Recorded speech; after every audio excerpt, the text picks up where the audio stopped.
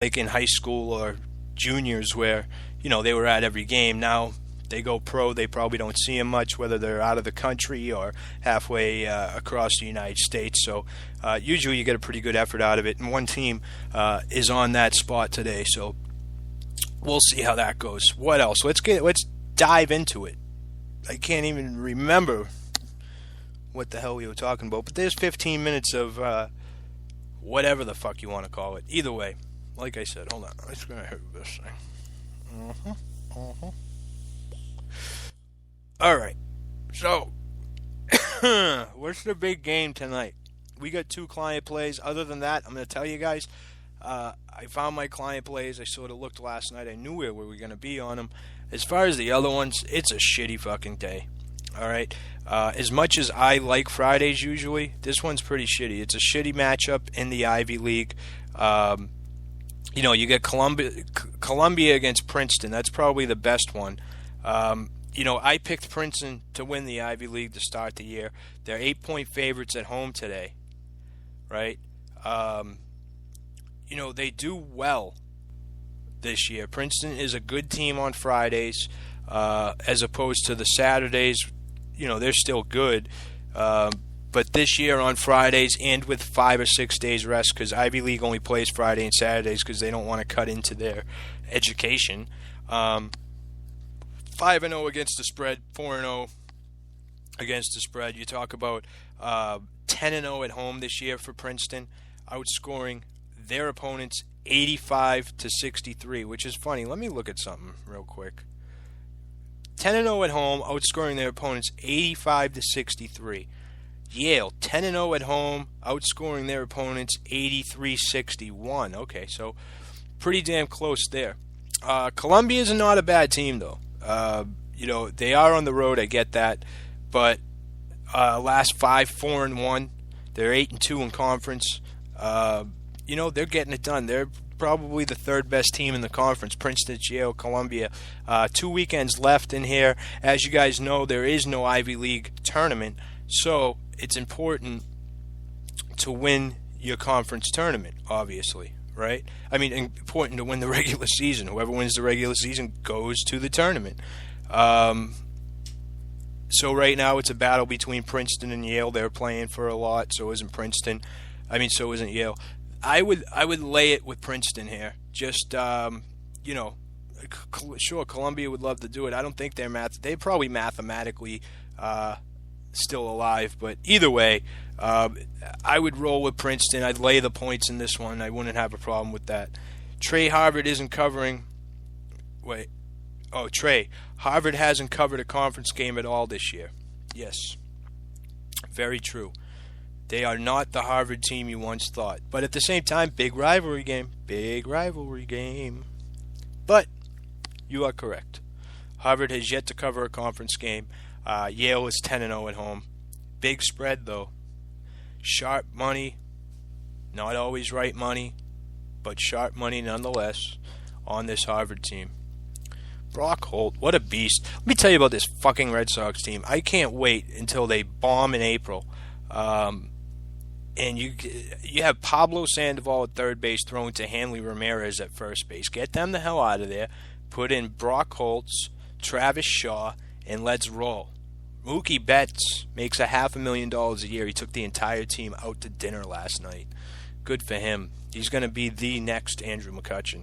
Either way, back to basketball in the shitty slate that it is. Dartmouth at Brown. Talking about shitty.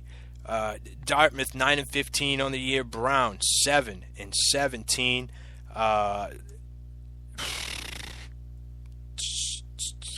I can't honestly give you an opinion on this game without hesitation. Talk about a Dartmouth team 2-10 on the road that's getting outscored by 10 points a game against a Brown team that, although they are 6-5 at home, they are 0-5 in the last 5. Conference play 2-10. They're both awful. No significant injuries. Brown hasn't won a game since they went back-to-back against Penn and Cornell. Cornell's a fucking terrible team, too. A lot of bad teams. Penn was supposed to be better. And that's the other matchup. Cornell at Penn. This line was funny. Opened at 6. This was an original play for me today. A couple injuries on the Penn side, but overall, they're a better team than Cornell. They really are. They beat them 92-84 in a slugfest just about 14 days ago now. Like I said, Penn was picked by a lot of experts to do well this year. They sort of haven't come around. They played a half-decent non-conference schedule, but Cornell is terrible. Again, at home, 4.5. I don't give a fuck what the fucking experts say or what the smart money is. And we'll prove that to you in baseball season where these fucking experts, although like I said, it doesn't take much to move a line in Vegas, especially in college basketball and in the NFL, in the NBA, MLB. All it takes is one known sharp to come in and want to lay down $2,500 to $5,000 because that's probably the max bet on these games right now. And the casino will respect that, and they will talk to other casinos and move the line accordingly in Vegas like that. And usually, they used to follow Pinnacle. Whatever Pinnacle put out as opening lines, that's what they did. Pinnacle got shut down. They're only over in Europe now. Now they're sort of following in the footsteps of a couple other places. But for the most part, it doesn't take much but one sharp guy to go in there and make a bet on an Ivy League game. And in anticipation of more money coming in on that side, that they'll move the line. So don't get crazy about sharp money, all right? People tell you they like to fade the public or they like to fade the line movements and stuff like that in college basketball in these small conference games. I can get it, okay, NBA, sure, there's a lot more money getting bet, but in these small... Listen, all right, just because there's a line movement doesn't mean there's a whole lot of money being bet on the game. Literally, under $5,000, like I said, will move a line. So the people that say that just don't know what they're talking about. Really, all right? There's not hundreds of thousands of dollars being bet every day on these games. There's not tens of thousands of dollars being bet on these games in the Ivy League. And I'm talking all of Vegas combined. It's just not happening, all right? The margins aren't as big as you think. The numbers aren't as big as you think. What's going on in there? The average bettor that walks up to the window to make a bet, the average bet is $20, okay? So the sharp money, whatever. Online books, you can say whatever you want. Half the time, it's other syndicates moving money because they're getting too much action on one side. They move it to another place. They move it to another place, and it's just a big circle. The dog chasing the tail effect, right? Here comes Chris Barr. You guys see that contest? Is Barr still getting crushed? You are. I would assume not, Chris, if you're the one bringing it up. Could you please tell me what it is? Let me stop my information for a second.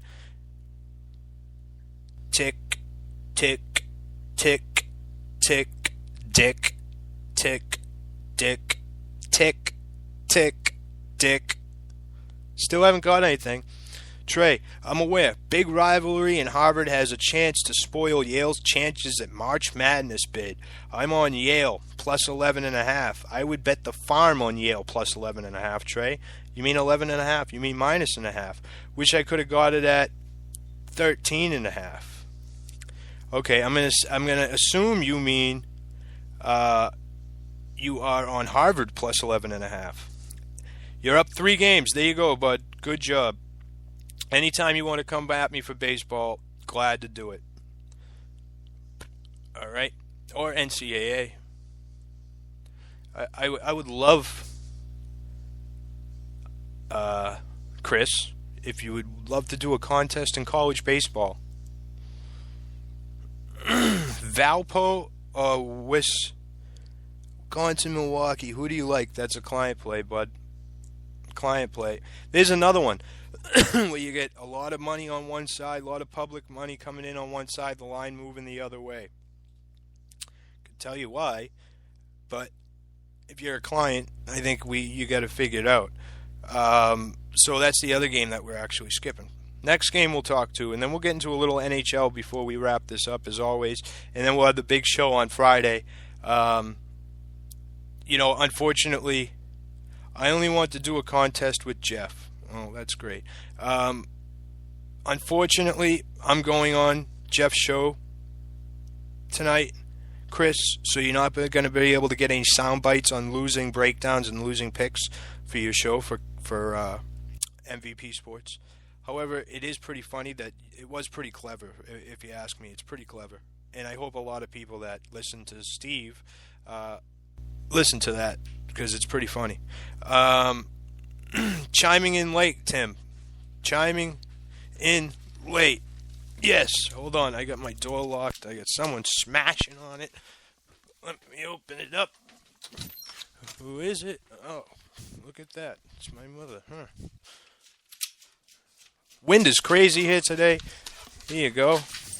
Yep. The baby's sleeping. All right. So anyway. Yeah. Later. What the hell she's doing? Just another madness thing. There's a blunt up there. All right. It's just comedy. Yeah, I hear you, boss. I hear you. It's okay. I'll get back and listen from the start, Tim. What have you missed? As far as breakdowns, Tim, not much. Just college basketball so far. You got Iona going into Manhattan. Iona should get it done. Manhattan's been a tough team to figure out. I feel like, when they're supposed to win, they don't. And when they're supposed to lose, they're covering. They've been covering a lot lately. I think they covered like 5 of the last 6. Again, I don't give a shit today, so sorry. But, yeah.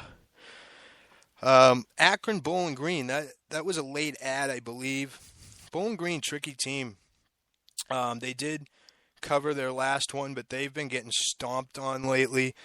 But at the same time, Akron, first place. I'm not sure how close it really is in conference at all.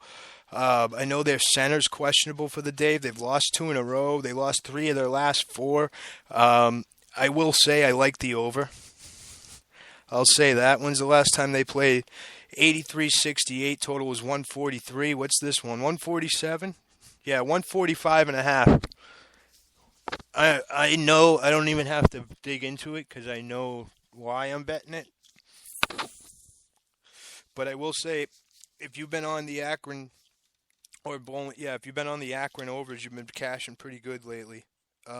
So I'm gonna go with a free play on Akron over 145.5. Okay, and I'm basically a little college basketball. Like as you can, I don't really care today about this card. I got my couple plays. Other than that, I'm not a big fan. I do like that over. A couple trends you might want to look at. You play against Manhattan on Fridays, especially in the first half. You've been cashing. They're 0-10 in the first half on Friday games. Weird one, I know. We talk about the Akron Bowling Green over. Just in general, Bowling Green in the first half in conference. Over the last 3 years, the over's 23-4. Think about that, 23-4 in conference, first half totals. Princeton 17-2 on the money line, obviously. Another trend for Bowling Green on the first half in road games against teams with winning records of over 15 games. 20-3 the over is. We talk about Dartmouth Brown. I said don't bet against Brown. Dartmouth not much better. 0-9 after a bad offensive performance, they just don't get it back. They don't bounce back good. We talked about Harvard in conference play, 0-8. Dartmouth Brown again. Bet against Dartmouth against the spread. Not just the money line after a bad offensive performance. And if you bet on Iona using the money line on Fridays, you're 19-3. Obviously, after a lot of them are pretty big, but the Bowling Green overs, whether it's first half or game, maybe you want to split your money in between both. You usually get, I'll follow you, send me a message on Twitter. You get a better number in the first half. Like, say if the total's 150, the first half isn't 75. It doesn't work that way. So you get a better, somewhat adjusted number in the first half. So maybe take a shot at both. Yeah, best gambler. Yeah, Iona and Manhattan both. It's just Manhattan's a tough one to figure out. Yeah, they're at home, but they're not the Manhattan of old. A little baseball update. Maybe John Jensen, if you got it open. The only one I know of, Oklahoma State, North Carolina. We got North Carolina on the money line, 1-1 in the 5th inning. Yesterday, I forgot. I mentioned there was one game on the board yesterday. It was Stanford, Texas. I sent the message out saying Stanford has a great bullpen. It's going to be a low-scoring game, but I lean